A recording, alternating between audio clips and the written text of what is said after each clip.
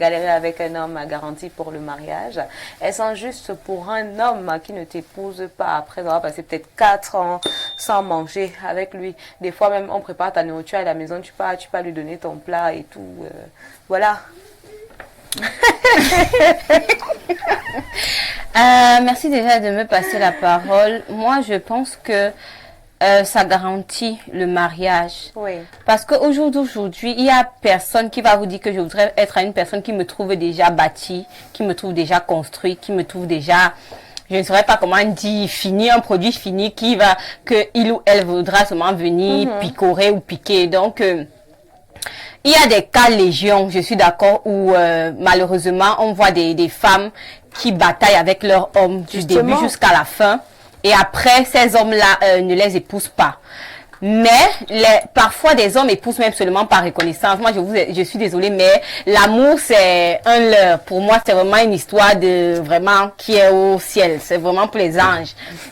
Maintenant, pour nous qui sommes des êtres humains, je pense que oui, les gens se marient par reconnaissance, parce que de se dire qu'une femme a été là pour moi quand je n'avais rien, une femme a été ma conseillère, a été ma confidente, a été mon tout quand je n'avais absolument rien. Vous ne pouvez pas imaginer un homme quand il devient quelqu'un. Je parle des vrais hommes, je ne parle pas des arrivistes qui ne savaient pas qu'un jour d'ailleurs réussi, l'argent l'a surpris et tout.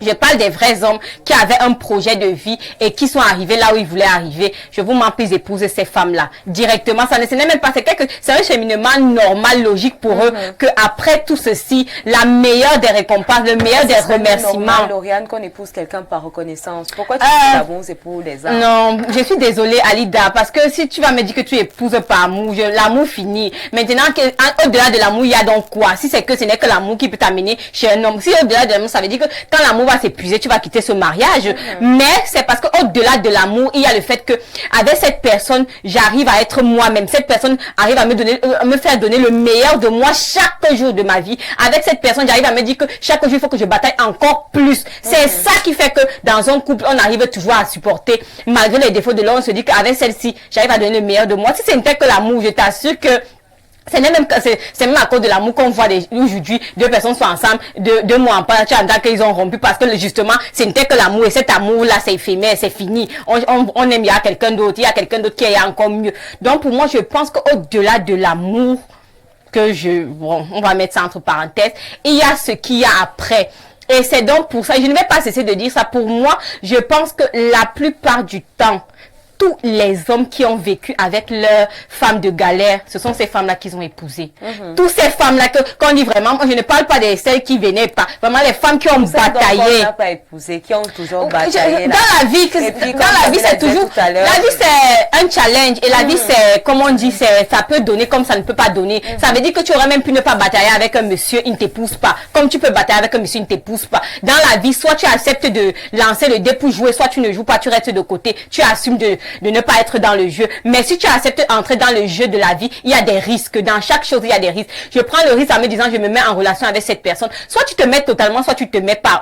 Dans la vie, il n'y a pas le 1% à faire que non, la vie, ce n'est pas la cotisation. La vie, c'est soit ça, soit ce n'est pas ça. Et à un moment donné, quand tu ne peux pas être dans ça, que tu le veuilles ou pas, que tu choisisses ou pas, tu seras de l'autre côté. Donc, la vie n'a pas de pitié, ça ne laisse pas la place au doute inutile. Donc, pour moi, j'estime vraiment que les femmes qui ont pris sur elle, quand on dit être la femme de la galère de quelqu'un, ça ne veut pas dire que tu ne te construis pas toi-même. Ça ne veut pas dire que toi, tu ne penses pas à qu'est-ce que je peux faire moi si demain, après-demain, ça n'arrive pas au mariage, qu'est-ce que moi je peux faire. Ça veut dire que légitimement, tu te construis toi-même. Et cette personne t'apporte aussi. La relation, c'est un donnant-donné. Ça veut dire que je t'apporte et tu m'apportes. Ça veut dire que même en sortant en 4 ans, peut-être je n'ai pas eu le mariage, mais j'aurais mieux. Mais pour moi, je pense toujours que la plupart du temps, la plupart des cas, quand un homme a vécu vraiment, quand on dit que j'ai grandi avec ma partenaire, la plupart du temps, ils épousent toujours ces femmes-là.